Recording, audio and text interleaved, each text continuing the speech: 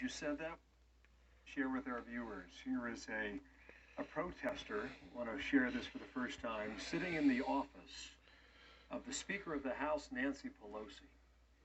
Now, there are other images out there with protesters who have reached the dais of the U.S. Senate, standing up in an empty chamber with fists raised and shouting Trump won the election. Well, this image of this gentleman, we don't know where he's from. We don't have an identity on him, but he made his way to the Speaker's lobby to find his way into Nancy Pelosi's office. I mentioned this image here it is on screen now. This is where you would find Mitch McConnell and others on the dais of the U.S. Senate, and that was the image from about 60 minutes ago. To Chad Pergram, trying to find whether or not we can restore order. Chad, about an hour and 10 minutes from sundown there in our nation's capital. Do you see any semblance of that order arriving now? So far not. This is the balancing act that Capitol Police, have to walk. They're used to these demonstrations and things, and we've just had a statement here from House Speaker Nancy Pelosi and from Chuck Schumer, the Senate Minority Leader.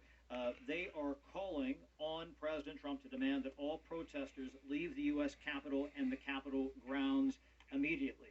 They try to have these debates above the fray, and once you have the fray get into the building, you can certainly protest outside. You can call your member's office. You can certainly, write letters and emails and things. But what has happened here is you have had a breach here. The idea that someone was shot inside the Capitol. We've had those types of instances before.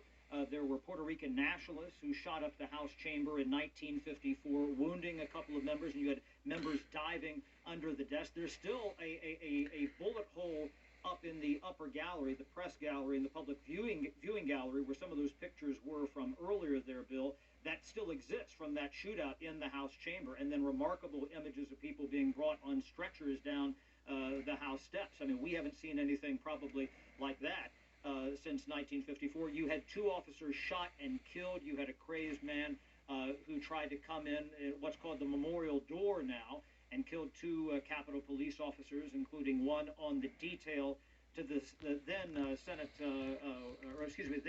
Congressman Tom DeLay, who was in leadership at the time. You had Capitol Police having to shoot a woman after a wild car chase during the government shutdown of 2013 that started at the White House, came down the other end of Pennsylvania Avenue. They chased her around the Capitol and then finally shot and killed her between the